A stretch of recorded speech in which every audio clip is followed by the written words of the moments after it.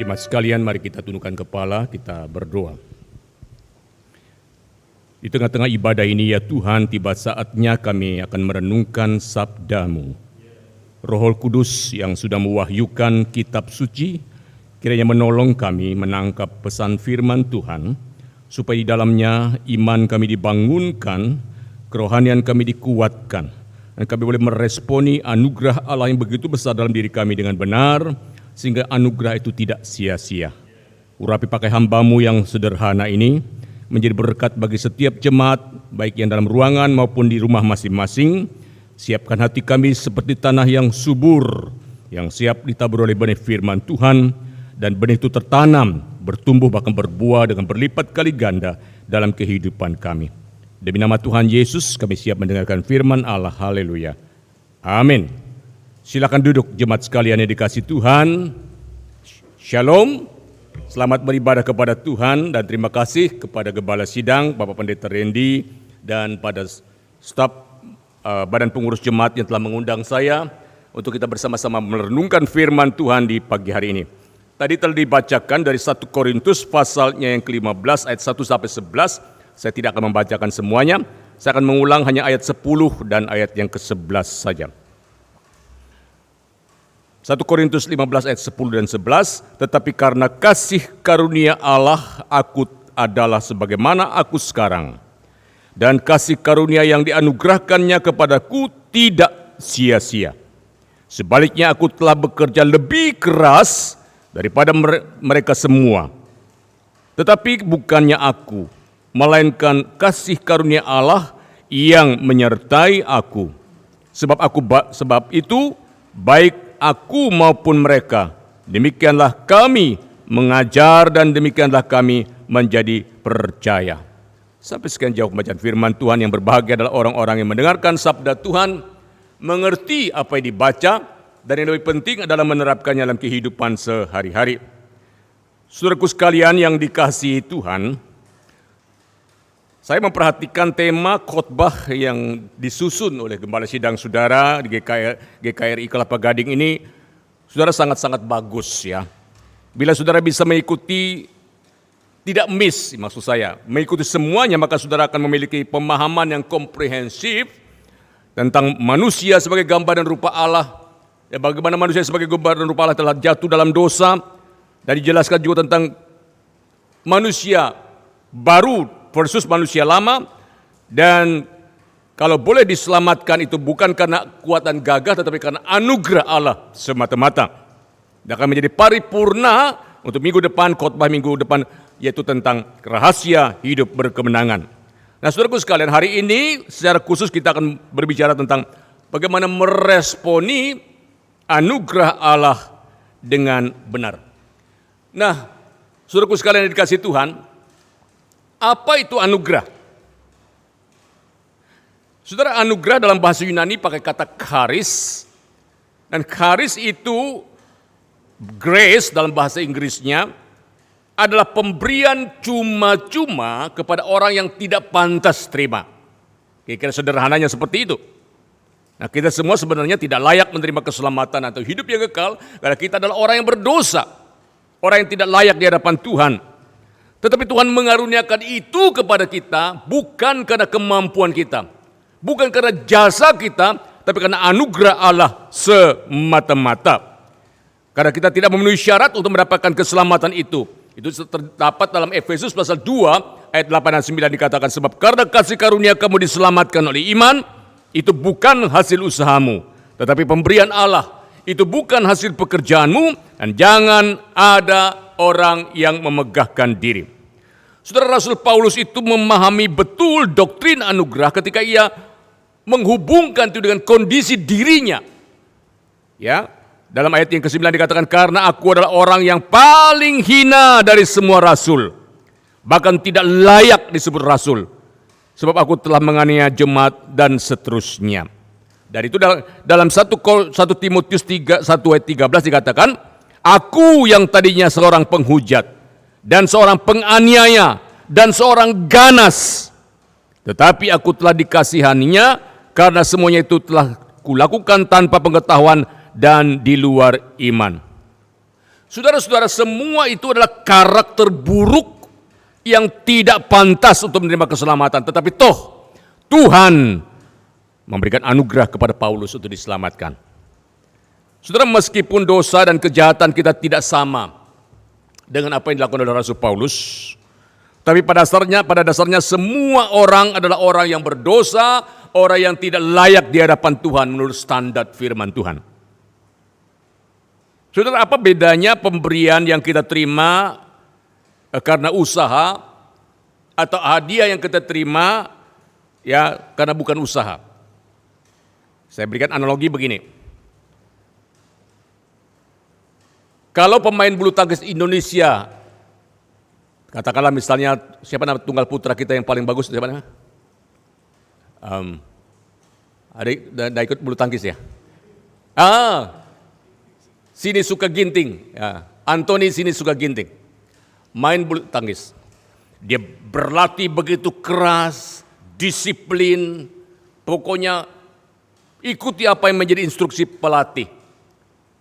Dalam pertandingan di All England misalnya dia berjuang secara keras dan akhirnya dia menang, menjadi juara All England, menjadi seorang juara, mendapat medali, mendapat hadiah dan sebagainya. Pertanyaan saya, hadiah, medali, bonus yang diberikan itu karena anugerah atau karena usaha keras? Usaha. Dia berusaha, dia berlatih, dia bertanding, dia berjuang. Itu usaha. Tetapi anugerah bukan usaha sederhananya. Kita tidak pantas, kita tidak layak, tapi Tuhan berikan itu kepada kita. Sehingga kita diselamatkan. Kita punya pengharapan, kita punya hidup kekal. Dan itulah anugerah Tuhan yang Tuhan berikan kepada kita. Saudaraku sekalian dikasih Tuhan, dan anugerah itu bukan anugerah murahan. Walaupun diberikan secara cuma-cuma oleh Tuhan, bukan murahan, tapi dengan darah yang mahal. Dikerjakan oleh Kristus di atas bukit Kalvari. 1 Petrus 1:9 mengatakan dengan darah yang mahal. Itu darah Kristus yang sama seperti darah anak domba yang tidak bernoda dan tak bercacat.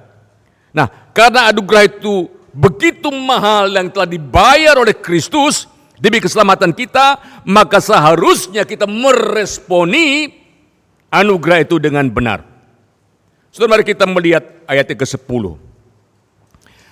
Tetapi karena kasih karunia Allah, aku adalah sebagaimana aku ada sekarang. Dan kasih karunia yang dianugerahkannya kepadaku tidak sia-sia. Sebaliknya aku telah bekerja lebih keras daripada mereka semua. Tetapi bukannya aku, melainkan kasih karunia Allah yang menyertai aku. Saudara, pesan utama dari ayat ini sebenarnya hanya satu. Setelah mengalami anugerah Allah yang begitu luar biasa itu, maka tidak lain apa yang diharuskan oleh Rasul Paulus. Bekerja lebih keras, bekerja lebih keras. Sehingga anugerah itu tidak akan sia-sia. Saudara-saudara, kata Yunani yang dipakai untuk bekerja di situ, bekerja keras itu adalah mengandung arti bekerja sedemikian rupa kerasnya sampai melelahkan. Sampai begitu melelahkan. Saudara, bagaimana kita menjabarkan makna dari bekerja keras yang dimaksudkan Paulus ini?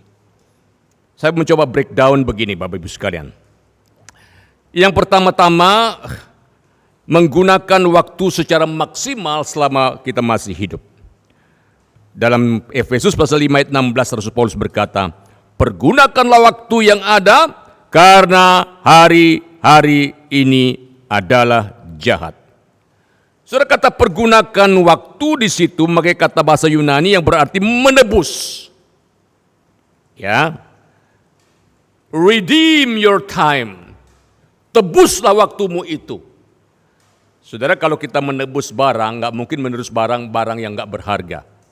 Pasti barang itu berharga untuk kita. Waktu adalah salah satu berkat Tuhan yang sangat berharga, yang harus digunakan secara maksimal, secara bijaksana. Dan tenses yang digunakan di situ adalah sebagai bentuk presence, artinya present tense. Artinya seumur hidup kita harus sedemikian rupa mempergunakan waktu dengan bijaksana untuk hormat dan kemuliaan bagi nama Tuhan. Karena waktu itu berjalan terus, tidak bisa diulangi Bapak Ibu sekalian. Ya. Hari ini Minggu tanggal 24 Januari 2021. Enggak mungkin lagi ada 24 Januari 2021, enggak mungkin ada lagi setelah hari ini. Waktu terus berlalu dan umur kita pun tidak mungkin mundur. Nah, kata waktu yang digunakan di situ adalah memakai kata kairos. Nah, ada dua kata dalam bahasa Yunani tentang waktu. Satu adalah kronos, yang kedua adalah kairos. Kalau kronos ini ada kronologi waktu. Tanggal 1, 2, 3, Rabu, Kamis, Jumat, Januari, Februari, Maret, dan seterusnya. Ini kronologi. Tapi kalau kairos adalah lebih pada kesempatan, waktu Tuhan yang tepat, itu artinya. Nah, yang digunakan di sini adalah kairos, saudaraku sekalian. Yang berarti kesempatan yang harus digunakan sebaik-baiknya selama kita masih hidup, yang tidak akan terulang kembali. Oleh karena itu, jika Tuhan membiarkan kita masih hidup, saudaraku sekalian, dia tersekian banyak yang orang meninggal sekarang. Baik karena COVID, baik karena bencana alam, baik karena pesawat jatuh, apapun itu. Kita masih ada. Oh, ini suatu anugerah. Tuhan punya misi bagi kita. Agar kita bisa dipakai sebagai agennya Tuhan untuk mewartakan shalom itu di tengah-tengah dunia ini. Saudara, sekarang ini gereja-gereja pada kosong. Mau gereja sederhana, mau gereja super mewah, kosong. Gereja tutup sekarang. Bukan ditutup oleh pemerintah, bukan ditutup oleh kaum radikal, tapi oleh nyonya corona. Saudara, mau paksa ke gereja pun tidak bisa. Puji Tuhan, Tuhan menyediakan sarana online. Ada Zoom, ada YouTube. Sehingga kita masih bisa beribadah, dengar hamba Tuhan khotbah dari gereja. Saudara, beberapa jemaat telepon, Musa, kapan kita beribadah? Saya rindu sekali bertemu dengan teman-teman. Rindu beribadah. Sorry, belum bisa, saya bilang. Sejak tutup, ada COVID sampai sekarang, kita belum bisa, sama seperti Anda di sini. Kami hanya online, live streaming. Mau nangis Bombay, mau nangis darah pun kita mau beribadah, enggak bisa. Karena itu selama masih ada kesempatan, Bapak Ibu sekalian, syukur-syukur masih ada online seperti ini. Gunakanlah itu sebaik-baiknya untuk beribadah kepada Tuhan. Saudara, satu ketika saya ditelepon oleh seseorang. Orang itu di Amerika, tolong papanya di Pademangan di sini sakit ginjal. Mamanya, anak-anaknya sudah ke gereja GRI Patong. Tapi dia, bapak ini belum percaya Tuhan. Bahkan dia benci sekali dengan kekristenan, dia benci sekali kepada orang Kristen. Gereja lagi, dapat apa kamu dari gereja itu? Hah? Nggak dapat apa-apa kan, malah kasih uang kan, maksudnya persembahan. Oh, dia hina-hina istri dan anak-anaknya. Nah, anaknya di Amerika ingatkan saya, itu papa saya keras. Jadi mohon maaf kalau dia maki-maki Pak Pendeta. Nggak apa-apa, saya bilang, nggak jadi soal. Bisa nggak tolong besuk dan injili? Papa saya itu sudah sakit, siapa tahu hatinya tergerak. Saya mau berangkat ke saat Malang, waktu itu ada konferensi misi di sana. Saya udah nantilah setelah pulang dari sana, baru saya besuk dalam hati saya. Karena masih ada waktu lah. Tapi ada semacam suara berbicara dalam hati, pergi sekarang, pergi sekarang, pergi sekarang. Akhirnya saya pergi dengan semu. Ketemu dia seorang diri di gereja. Om, sakit ya om? Iya, saya sakit. Sakit apa? Ya saya sakit ginjal, harusnya cuci darah tapi belum sempat cuci darah ini. Saya sudah begini, kapan dimaki-maki ini? Kapan dimaki-maki ini? Ya. Saya mulai ngobrol-ngobrol dengan dia. Saudara, saya mulai bicara tentang Yesus. Pokoknya mau diapakan silakan, yang penting saya bicara tentang Yesus Juru Selamat.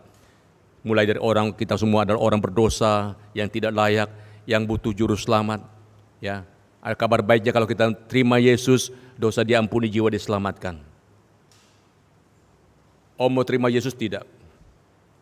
Lama dia tidak bicara. Apa terjadi? Dia menangis terseduh-seduh. Dia meleleh air mata, mohon maaf, ingus pun meleleh. Saya terdiam. Dia nangis. Saya tepuk, Om. Ada perasaan apa sama Om? Dia keluar satu kalimat. Apa orang seperti saya yang jahat ini Tuhan masih mau terima? Dalam hati saya, alhamdulillah. Puji Tuhan. Om, walaupun kita orang yang berdosa, untuk itulah Yesus mati dan bangkit bagi kita. Kita semua tidak layak. Yang penting Om mengaku diri sebagai orang berdosa dan terima dia sebagai juru selamat. Om diterima Tuhan dan diampuni.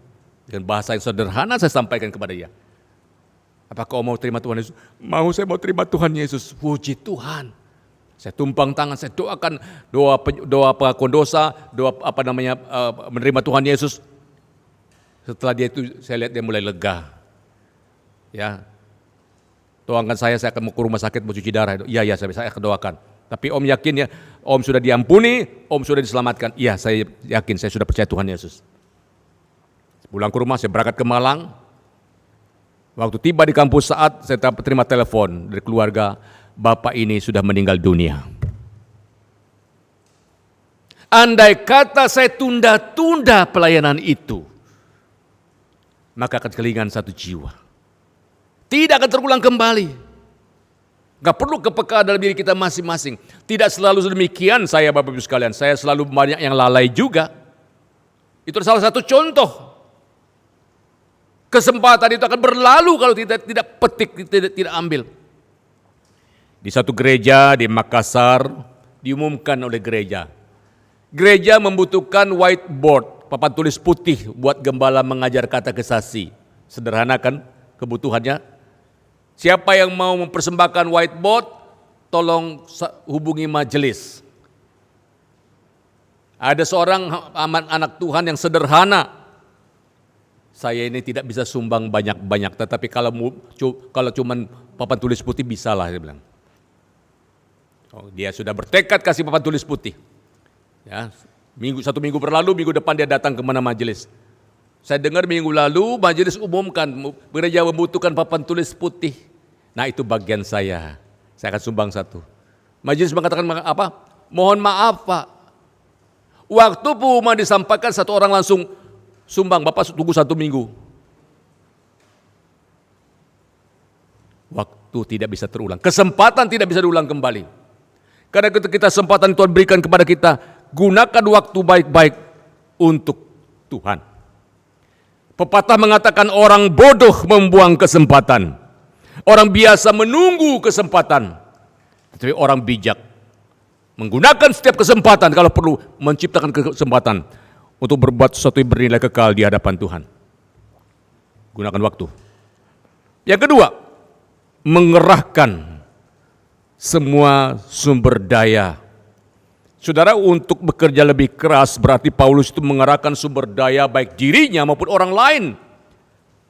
Supaya Injil tetap diberitakan. Dan itu tergambar dalam pelayanan Paulus yang begitu keras, begitu serius dalam pelayanannya tanpa mengenal lelah. Saudara, selama ini kita mungkin sudah bekerja keras. Tapi Paulus ingin lebih keras lagi. Mari kita gunakan semua resources, semua sumber daya untuk hormat dan kemuliaan bagi nama Tuhan. Saudara-saudara, ada seorang profesor dari Rusia namanya Profesor Sorokin. Dia orang Rusia lalu hijrah ke Amerika menjadi guru besar di Harvard University, guru besar sosiologi. Dalam bukunya The Declining Civilization in the West, kemerosotan peradaban barat. Hasil penelitiannya mengatakan bahwa sebelum abad ke-13, 65% kaum intelektual orang pintar itu ada di gereja. Tapi pada abad ke-20, waktu itu masih ada abad ke-20, orang di pintar di gereja itu hanya 2%. Loh, Apa benar di gereja nggak ada orang pintar? Ini bukan omongan orang biasa, ini hasil riset ilmiah dari Profesor Sorokin.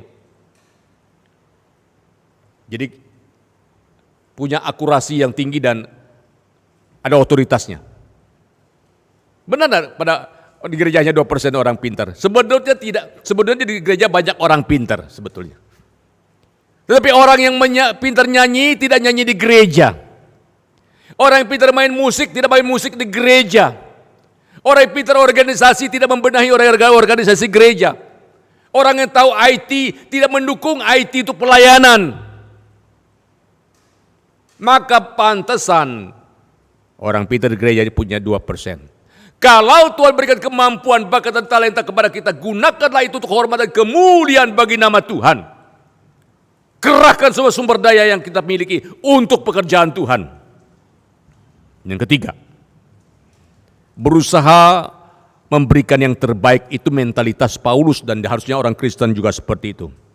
Karena Tuhan telah memberikan yang terbaik untuk kita, maka selayaknya kita juga memberikan yang terbaik untuk Tuhan, bukan asal-asalan. Dan itu sangat tergantung pengenalan kita akan Tuhan. Orang kalau kenal Tuhan begitu baik, terlihat dari kehidupan rohaninya. Betul? Tapi kalau pengenalan Tuhan itu sekedar ya seperti selalu orang Jakarta bilang cetek, maka tergambar dari iman, tergambar dari pengorbanan, tergambar dari pelayanan kita kepada Tuhan. Paulus mengatakan, aku tahu kepada siapa aku percaya. Karena dia tahu Yesus itu siapa, maka dia serius ikut Tuhan. Maka dia serius melayani Tuhan. Maka pengenalan akan Tuhan itu sangat penting. Suatu hari, Bapak Ibu sekalian, Ratu Victoria itu mengadakan incognito. Incognito itu adalah seorang ratu atau raja melepaskan baju kerajaan, melepaskan mahkotanya, dia pakai baju biasa, menyamar di tengah-tengah masyarakat. Dia mau lihat kehidupan masyarakat Inggris pada waktu itu bagaimana. Dia jalan-jalan, dia tidak mau dikawal. Kalau dikawal kan ketahuan ini ratu. Ya, wajah orang Inggris kan mirip-mirip. Ini ratu itu bukan, mereka tidak tahu kan. Lalu ratu jalan-jalan di pasar, ya, jalan-jalan di toko, jalan-jalan di tempat-tempat kumuh. Orang tidak tahu kalau itu ratu. Waktu dia berjalan sudah jauh sekali, tiba-tiba hujan deras kayak hari ini. Wah, hujan deras, kalang kabut si ratu. Tapi dia bagaimana? Nanti saya basah kuyup. Aduh, ini pengawal tidak ada, payung tidak ada. Lalu dia mampir di sebuah rumah, diketok. Pak, Bu, boleh bantu saya? Suami istri lihat, ini ada nenek-nenek tua. Kenapa? Boleh ada saya pinjam payung?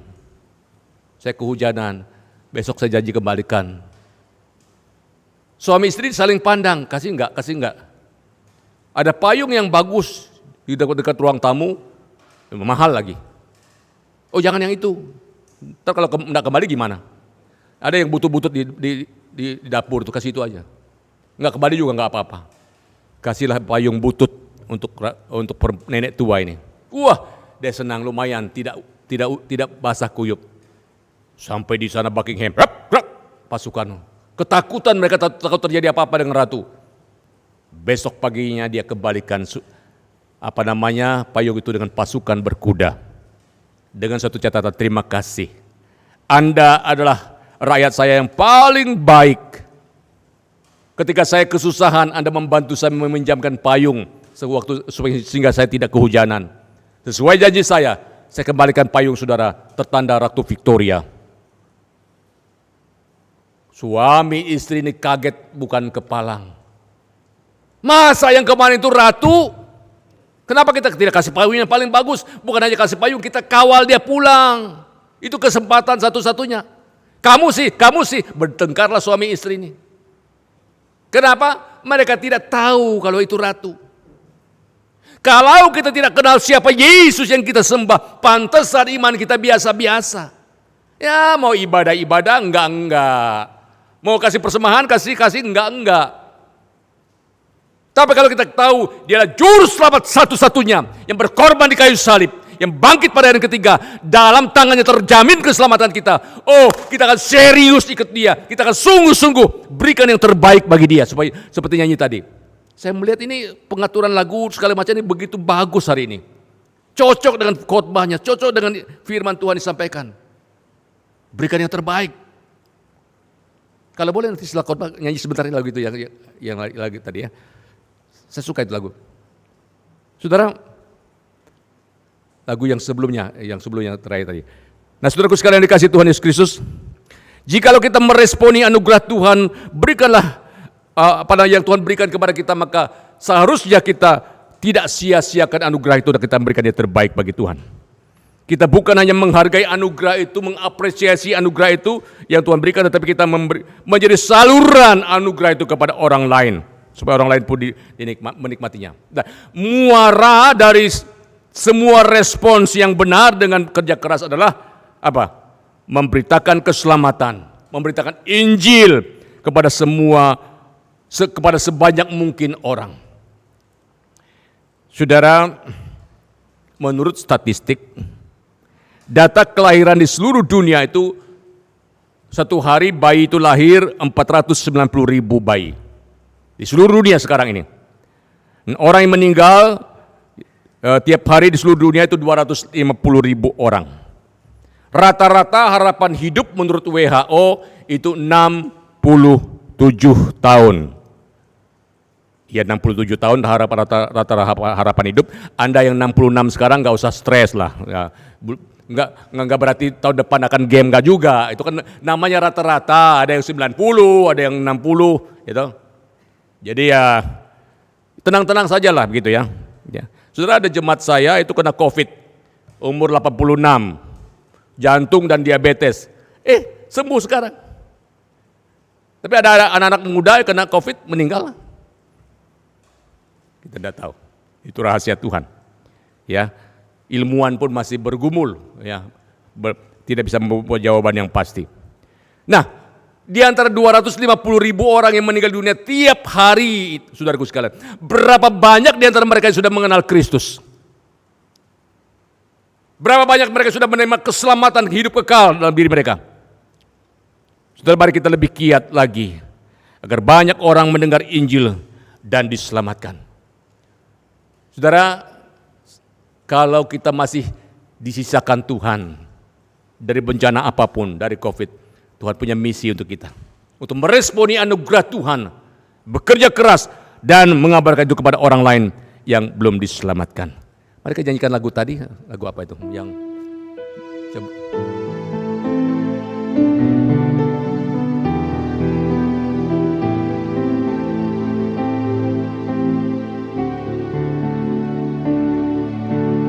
yang sebelumnya.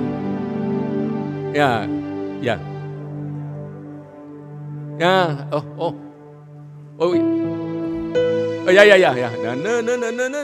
ya, betul.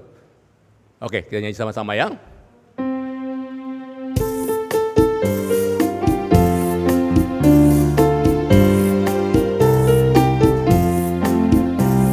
Sudahkah yang terbaik ku berikan kepada Yesus Tuhanku?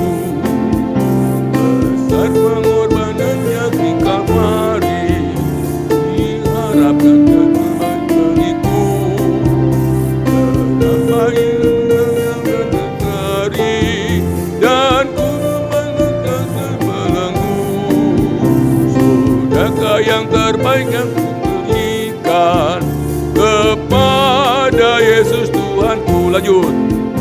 Begitu banyak waktu yang terbuang, tersegini keberhatiannya.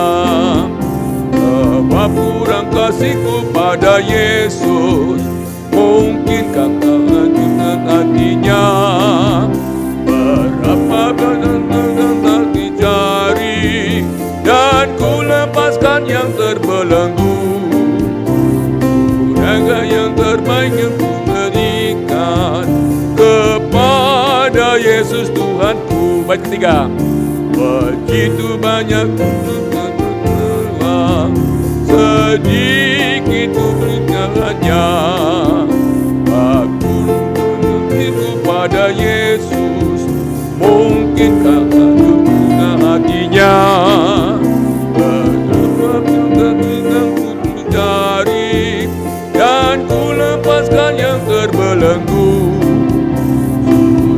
yang terbaik ku berikan kepada Yesus Tuhanku. Saudara, mari kita berdoa. Terima kasih untuk anugerah keselamatan kehidupan Kau yang karuniakan kepada kami, sehingga kami tidak terhilang, kami tidak binasa. Kami diselamatkan, hidup kami berharga di mata Tuhan. Dan tolong supaya sebagai orang-orang yang sudah menerima anugerah keselamatan itu ya Tuhan, kami meresponi dengan baik, dengan benar. Kami menghargai anugerah itu. Kami hidup di dalamnya. Kami bekerja lebih keras, lebih baik bagi Tuhan, memberikan terbaik bagi Tuhan, menggunakan waktu, menggunakan semua sumber daya untuk hormat kemuliaan bagi nama Tuhan, sehingga Injil Tuhan anugerah itu terus disebarluaskan dan banyak orang diselamatkan dalam kondisi yang tidak menentu sekarang ini. Ada banyak orang yang sakit, ada banyak usaha yang bangkrut, ada banyak orang yang meninggal dunia. Hanya anugerah Tuhan yang satu-satunya kami andalkan. Karena itu bukan hanya memelihara hidup kami masa kini, memberikan jaminan kehidupan di masa kekekalan. Ya Tuhan, Roh Kudus menolong kami menangkap pesan firman-Mu dan menghidupinya. Berkati akan gereja ini. Berkati gereja GKRI Kelapa Gading. Berkati Bapak Gembala Sidang, Pendeta Randy dan seluruh hamba Tuhan dan para majelis, aktivis, guru sekolah minggu, dan semua pelayan. Engkau berkati mereka dan seluruh jemaat.